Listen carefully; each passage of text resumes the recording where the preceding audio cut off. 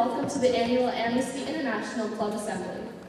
As many of you know, Amnesty is a global organization dedicated to ending human rights violations and preserving the dignity of each individual.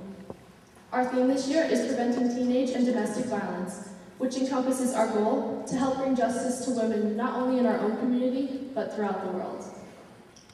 Our mission is to help raise awareness about teen bullying and domestic violence, as well as help empower women to raise their voices against injustice.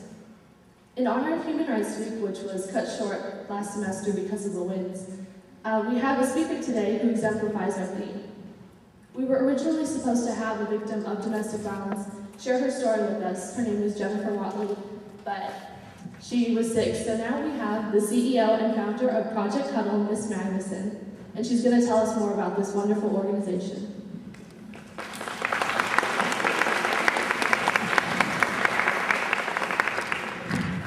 Hi, I thought I was doing it in half an hour. Okay.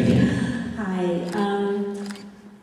How many of you here, I was going to show a video, but it wouldn't show because the light is too bright in here, which is awesome. But how many of you guys here have ever heard of a guy on TV called Uncle Jesse or John Flintridge? Raise your hands. Yeah, not bad, huh? Okay. Well, he is one of my dearest friends. Yeah. And if you had not had Humongo wins, I would have been inviting you to my party, which we had, that he and I hosted 3 weeks ago. So I'm sorry, but there is another one coming up October 21st or 20th, so you know, maybe that's a possibility. But you can still go to our website, and I'll give you handouts, brochures about Project Cuddle, and you can go to projectcuddle.org and see pictures of him and then Danny Tanner, Bob Saget, who was there at the event as well. But John became our national spokesperson about 9 years ago, or 8 years ago. And his mom and I have been friends for over 20 years. She helped me when I started Project Cuddle, which was stuffed toys for patrol units, because there were children that I was a foster mother for that would come in, and like this one little boy, every time he would see a car go by that was a police car, he would run and hide, or he would hide behind me. And I said, honey, what's the matter? He said, I don't want him to take me back to jail. He was 3 years old when he had been taken into protective custody. His mother was a drug addict, she was a prostitute, and she was put in the back in handcuffs, and he was placed in the patrol unit next to her. He was taken to a strange building. His clothing was taken off, and pictures were taken of his bruises, and he was put into a bed away from his sister, and he was scared, and he thought he was in jail. So I said, honey, you weren't in jail. Well, there are other children that are brought in every day into protective custody because of domestic violence situations, neglect, and we wanted them to feel good. So in 1988, I started supplying stuffed toys for patrol units so that when officers came in touch with them, they would have a way of knowing that the officer cared about them and that they were not bad. About 1996, I had my house full, because you see I was a foster mom for 35 drug-exposed babies. I had 2 children already that were my original models, and so the house was full. But I always had desired to help and care for abandoned babies. That was because my father, when I was 8 years old, he's a dentist, and he took me to Mexico, and I held a bowl while he pulled the teeth of the orphans. And then I sat down and had raccoon stew with them, and then I sorted socks so that they have matching pairs. And I learned what an orphan was. I was raised in Newport Beach. I'd never heard of such a thing. And at that point, I said, someday when I grow up, I'm going to help take care of the helpless children that don't have mommies and daddies. I want to stop babies from being abandoned. So I did. I didn't do it when I was a foster mom, that's what I thought was going to happen, but it wasn't my plan that counted, it was God's plan. After my house was full, I heard about a baby being found in a desk drawer at Yamaha USA in Yorba Linda, and the baby had died. The employee had just left her there. I was upset by that and said, I don't understand. Why don't they bring the baby to me? I would have taken it. Everybody knows in Orange County I'm a foster mom. And that was the end of it. I didn't know what to do beyond that. 2 months later, in March, there was a baby that one of the local Catholic churches buried, and his name was Jesus. And he had been found in a trash bag just 5 miles from my home, suffocated and died. I said, I don't understand. Why don't they bring it to me? But then the next question came, how are they supposed to know you exist? I started a toll-free number, 188-TO-CUDDLE, from the corner of my living room with my children running around. And within 12 hours of being on a little Hispanic news station, we got our first call. And the woman said, figure something out, because if you don't, I'm about to have this baby and I'm going to put it in the park when it's born. We went and picked her up in that same city where the one had just been suffocated and died. And we got her to my home. I was able to be there 4 days later and coach in her birth as she delivered a baby safely, and then watched as the baby was handed over to a loving adoptive family. Her family never knew that she had this child.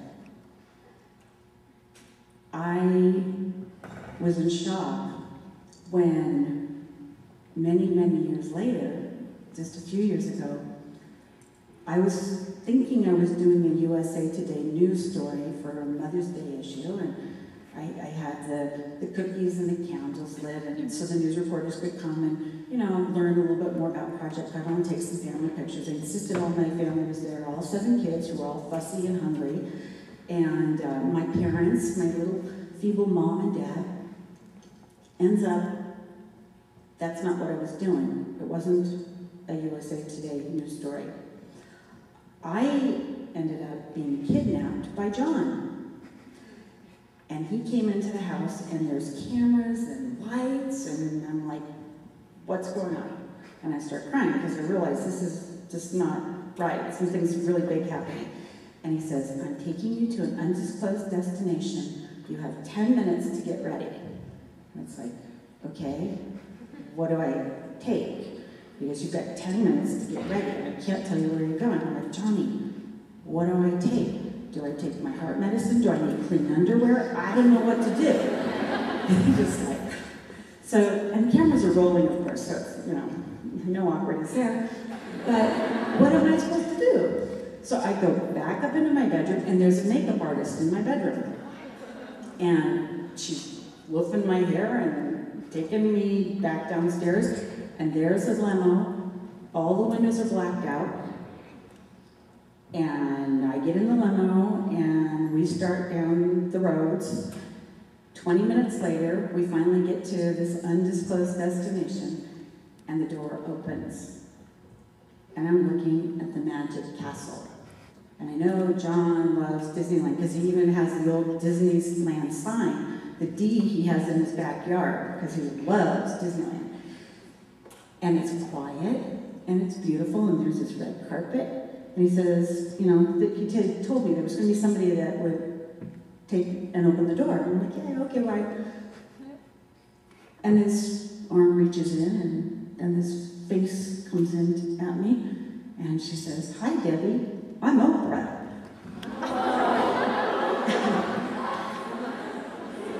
Okay, so not only have I been kidnapped, and John was plugging, I have the pictures, so you can, my Starbucks lady didn't see me for 2 weeks after this show aired. And she's like, where are you? And I'm like, I've been, well, the weirdest thing happened to me, you know, I got kidnapped by John Stamos, and then I met with Oprah, and no, not yet, no. Hear the bell. That's your proof. This is, I know. Here, you can bring it here. This is Bill May, I call him Billy Bob. And, He's the only one that does. yeah. Or I tell people, if you're going to call him, say Billy Bob, say Debbie, and then Billy Bob, you know, sent it to Billy Bob, and then they know I did it. But ends up where Oprah pulls me out, and I couldn't figure it. If she hadn't told me who she was, I would not have known it. Because it's like, okay, you're in Chicago and I'm in California, I don't get it. But she pulled me out and they did a cheers to you, and they brought that first baby that I had not seen in over 11 years to meet me that day. And they had just told her 2 days before her story, and they didn't tell her the horrible graphic details of it, and that she was a victim of rape and that her mother hated her, but they did tell her that her mom couldn't keep her. And after telling me that, they said, what do you think of that story? She says, well, I like that story. She says, would you like to know this is your story? And if you'd like to meet the lady who made this possible, we're gonna go see Oprah. And Oprah brought from all over the country 171 of the babies and families that I have helped over the years. And it's like, I can look at this picture and just tell you incredible things. There's one young woman in the picture that had been in a domestic violence situation. She was 8 months pregnant, called our hotline on Christmas Eve, and her boyfriend had just tried strangling her. And she was too afraid to call 911. But she felt strong enough to call us and ask for help. And we were able to get her out of that situation, get her shelter. And as I'm standing on stage with Oprah and John, I'm looking at the audience, and here she's holding her little red-headed baby, and she has red hair. And she looks up at me, and she's mouthing, "Thank you for saving our lives." Wow. I mean, I was already crying, but then I was really crying, because it's like, you know, just knowing that you've touched lives in that way is incredible.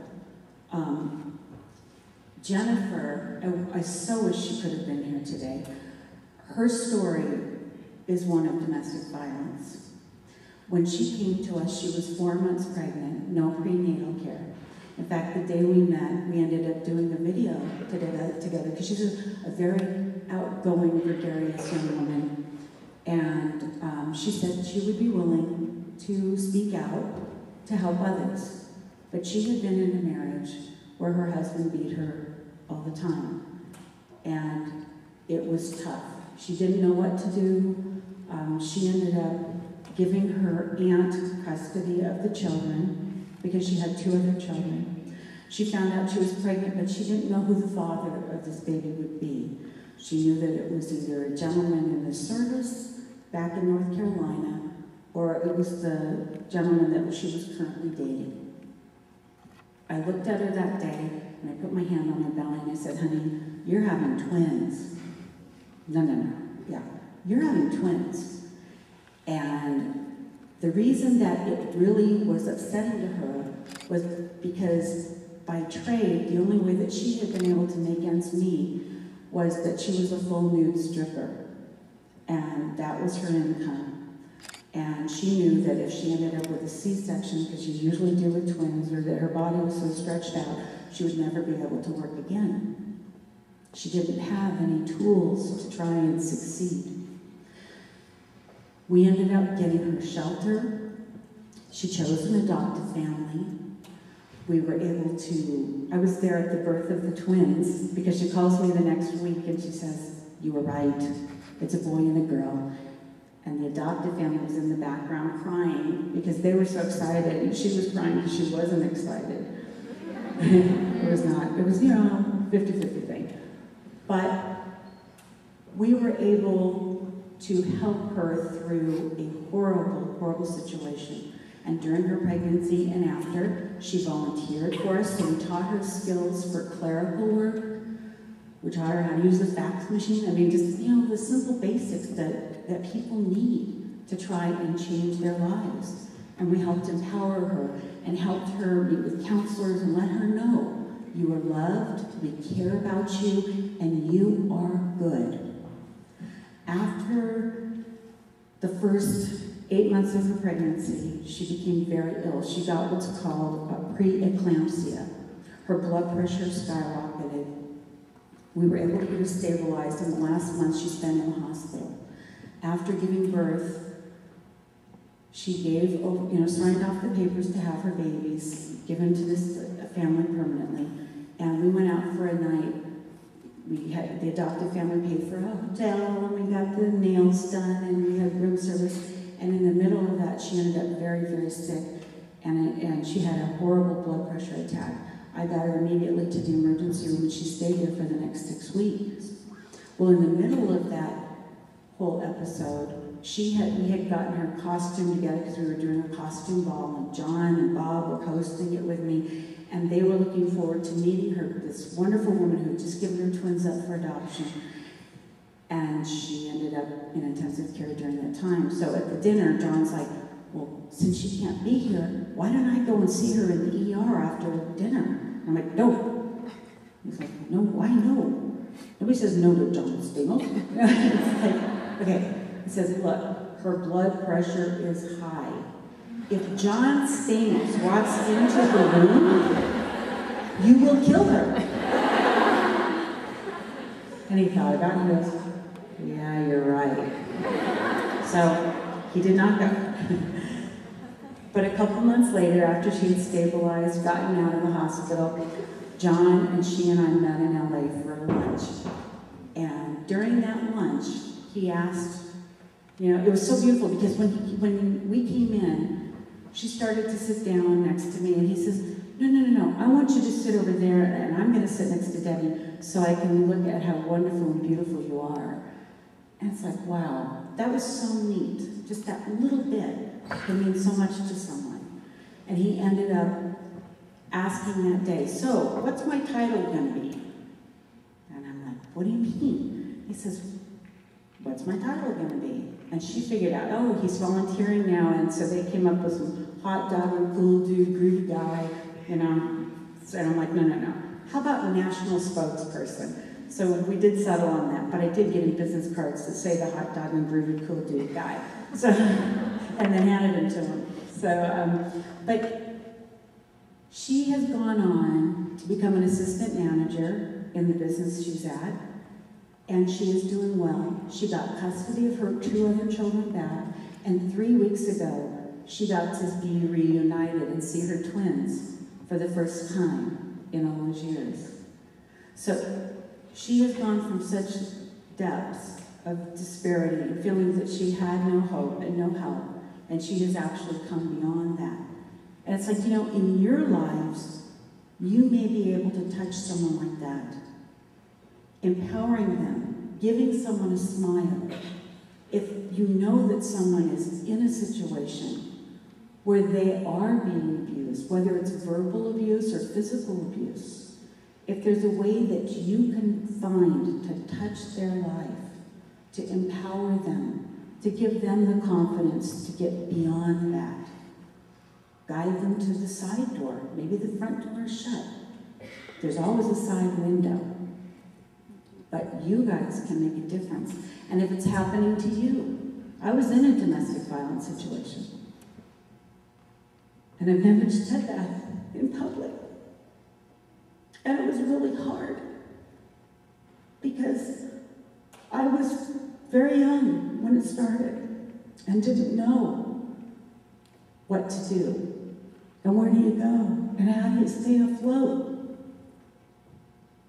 But I got beyond that. And it took a lot.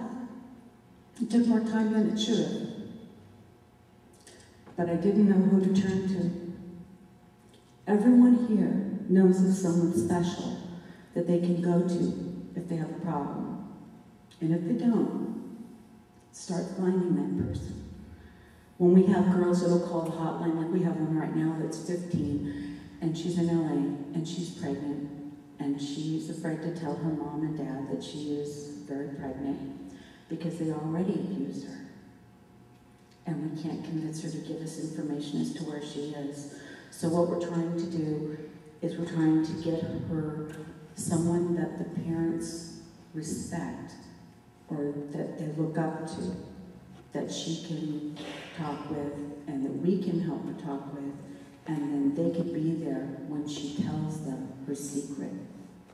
I had one girl who called the hotline when she was 14, and she says, well, why would I let him know? He's already punching me in the stomach. But we need to find solutions for those that are in those situations. And if it is a deep, dark secret that you have, someone's out there to hear and to listen.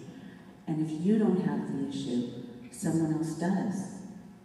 I mean, I remember the first time I stood up for somebody, I was probably about 8 years old, 9 years old, and it was at a grocery store, and a woman was just yelling at her child and cussing him out, and it's like, I remember coming to that child's defense and saying, why don't you say something nice to the child? And then when I was living in Cucamonga, having a big Samoan guy with his wife, and he was slapping the child around and telling her to shut up.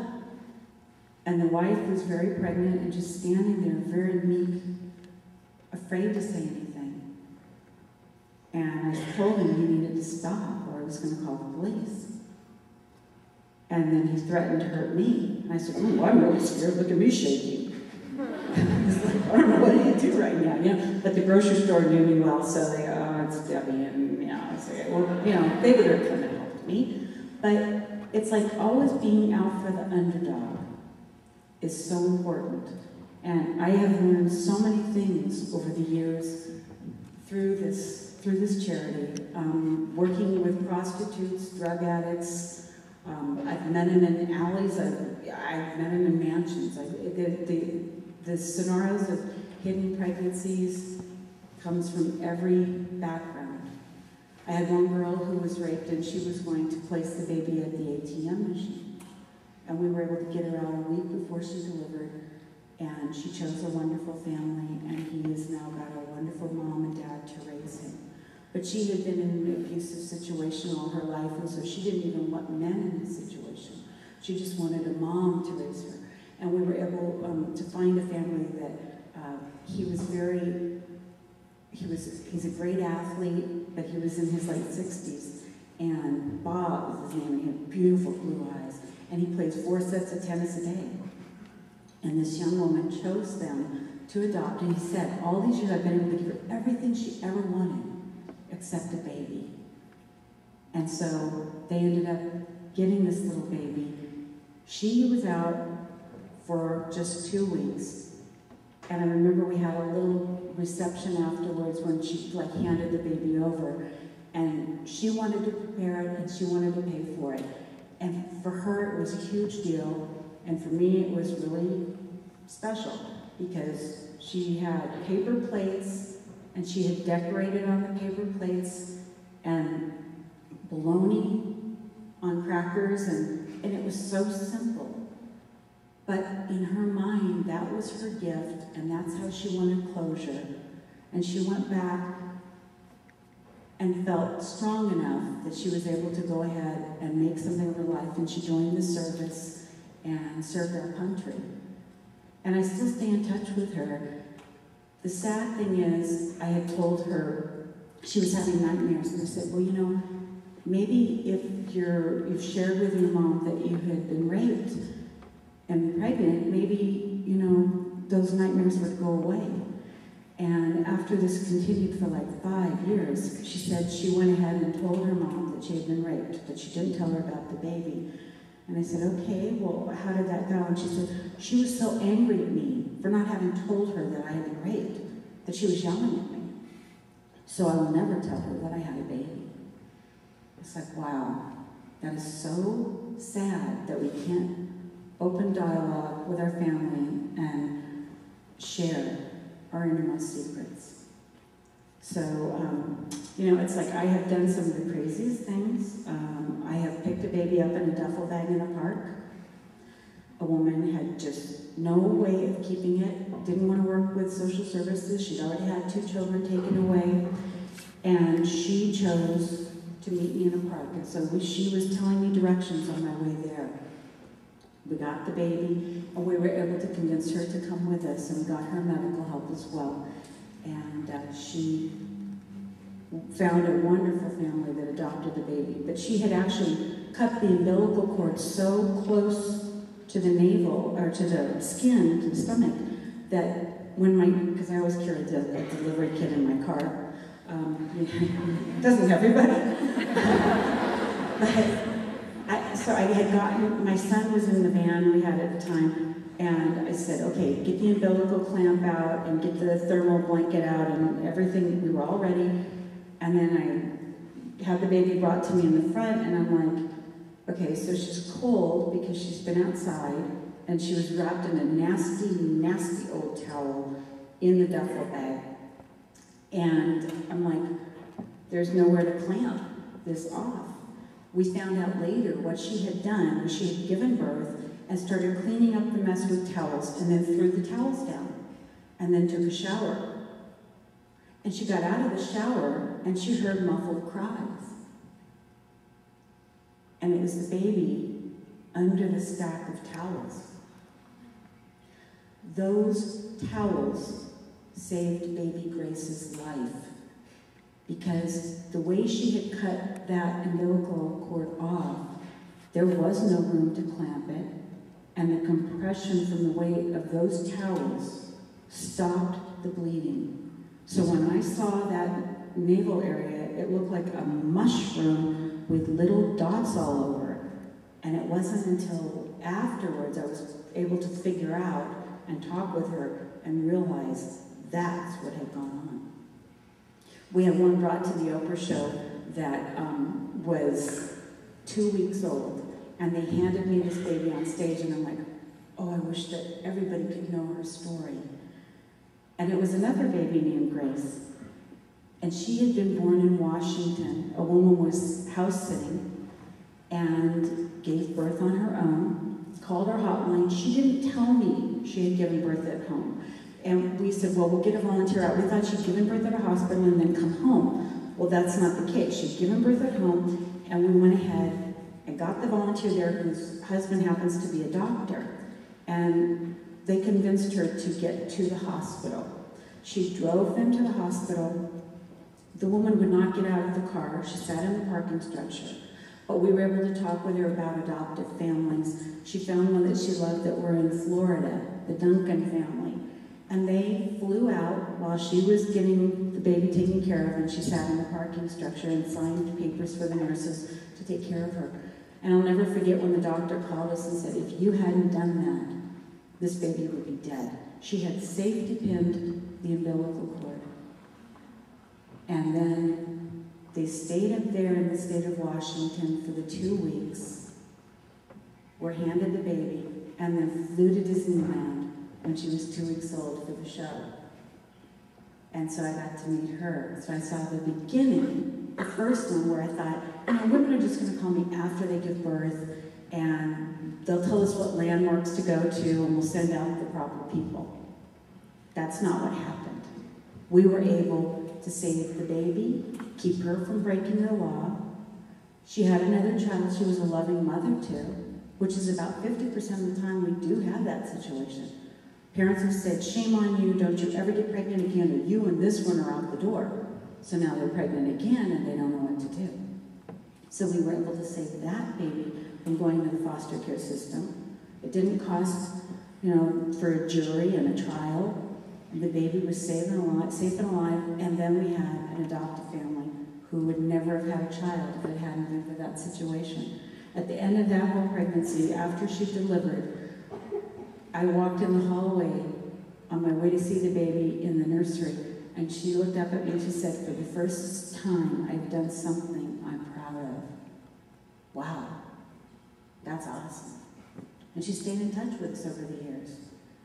And it's like, you know, I'm a mom to many, many young women out there. And I guess the grandma to a lot of kids. We have now rescued 688 babies from the baby.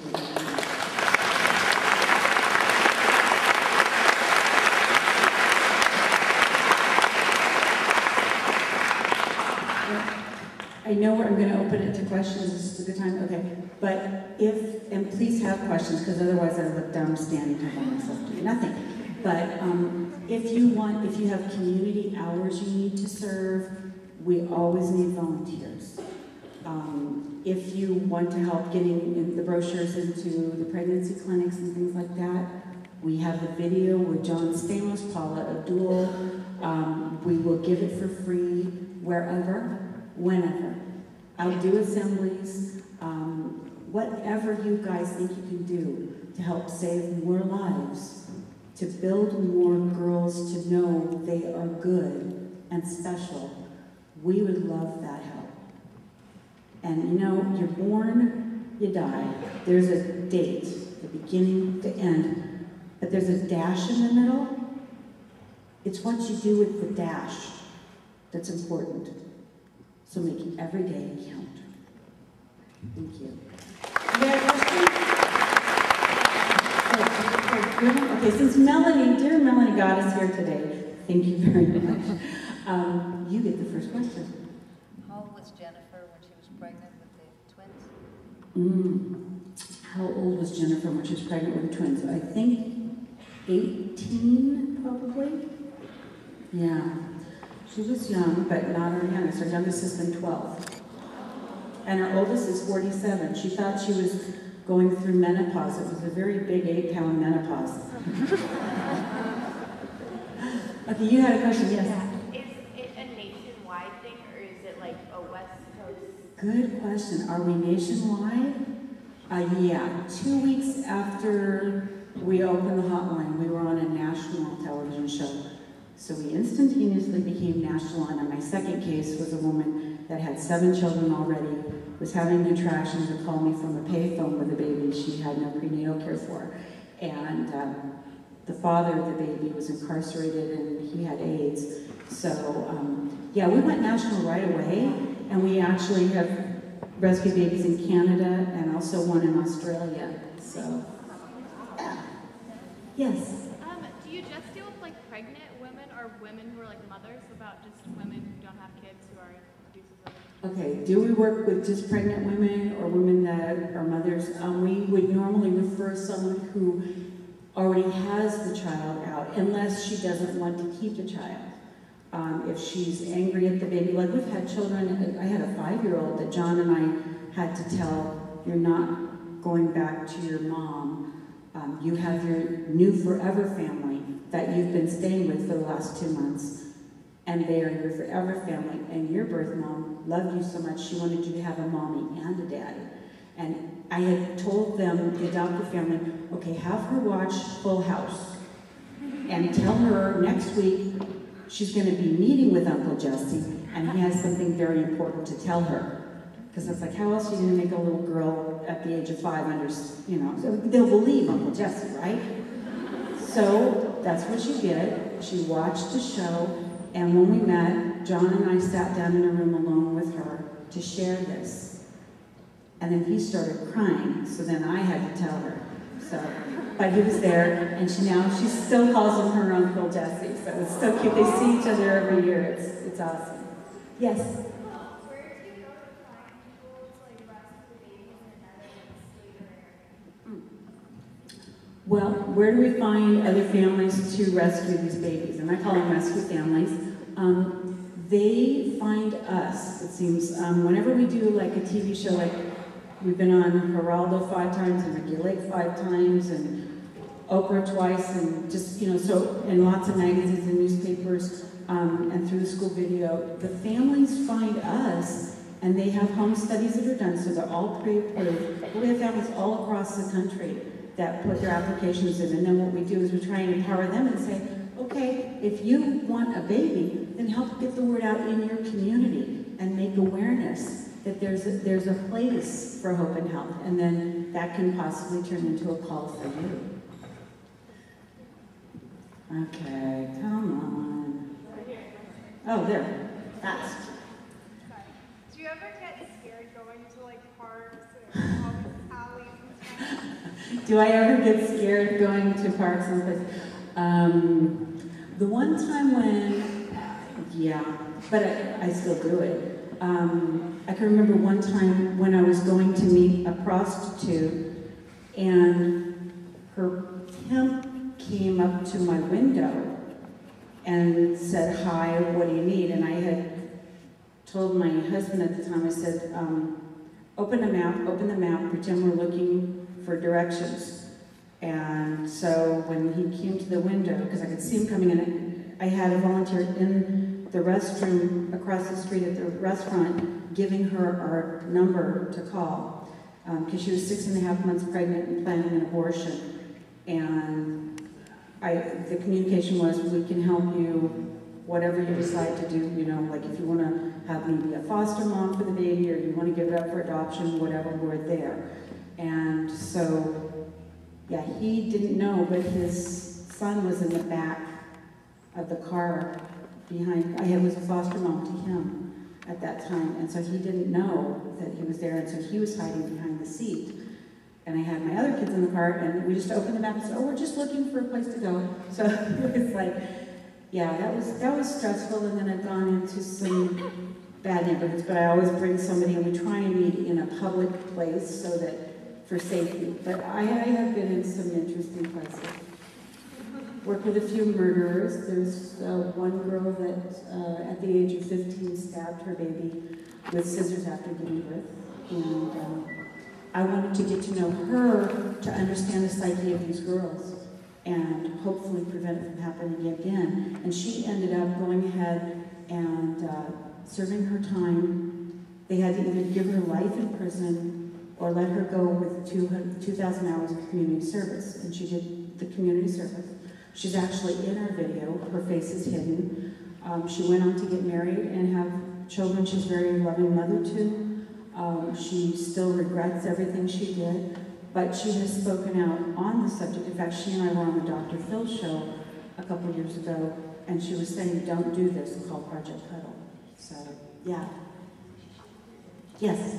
Do you always tell the children what their like real stories, or does it sometimes have to be like censored, or like, you know what I mean? Okay, do we water down the stories? Yeah. I mean, it's like, and the 5 that I adopted were all born to drug addicts and things like that. You do it as age appropriate. It's like if they have a question, and so, you know, what did my mom look like or something? Oh, well, would you like to see a picture? Here's what she looked like. Or in some of the cases, my children have actually stayed in touch with their birth families, minimally. But like I have my son, he had met his great-grandmother, his birth great-grandmother, many years ago, and she passed away recently. So he ended up being a pallbearer at her funeral and met his grandmother for the first time. So, and saw 4 of his siblings. They helped carry the casket. So, you know, it's each individual. Does he know everything? No. But if he asks, will I tell him? Absolutely. Honesty is the best policy. Now, I don't want to run out of time for one more question because we have the drawing. Because I have a book I wrote called Don't Abandon Your Baby. So, yeah. One question. How old are the kids that you, the average age of the children, the girls that you deal with? The average age, good question. The average age of the girls we work with is 22. 50% have had a run-in with social services or were adopted or in foster care. And it's all across the board race. So it's just, you know, and then, like I said, from college student, good girl, nursing students, whatever. A lot of nursing students seems to be kind of a pattern. I guess they don't feel that they can have an abortion, but then they get beyond that and then they don't know what to do. So, yeah. Type an umbilical cord over this phone. 3 strands of dental floss does work, but we do not recommend it. Call 911. So, yeah. How do you get the funding for your organization? How do we get the funding? Good looks and charm. We need prayer. I mean, it's me and 1 other staff. That's it, and we're all volunteers beyond that. And so it is just like trying to get the word out. It's like that's the worst thing for us. That's the biggest challenge. It's like John's always saying, we can get babies, we can get volunteers, we can get rescue families. Why can't we get donations? And we can't figure it out, because what would be a more important thing than keeping a baby out of a dumpster, laying there taking 2 days to die? I mean, to me, it's just, you know, there's many, many causes, but for me, it's just, wow. beyond. So it is individuals that keep us afloat, and every month, you know, I have one awesome donor that in October called and kept us afloat. I had just had major surgery. I was bedridden for 7 weeks, flat on my, and I'm saying flat on my back, I mean it. And I had my laptop like this, and I had my phone like that, and I was taking crisis cases and saving babies while I was bedridden. But donations were hard for me to try and locate at that time, and that little angel helped keep us afloat. It was amazing. So.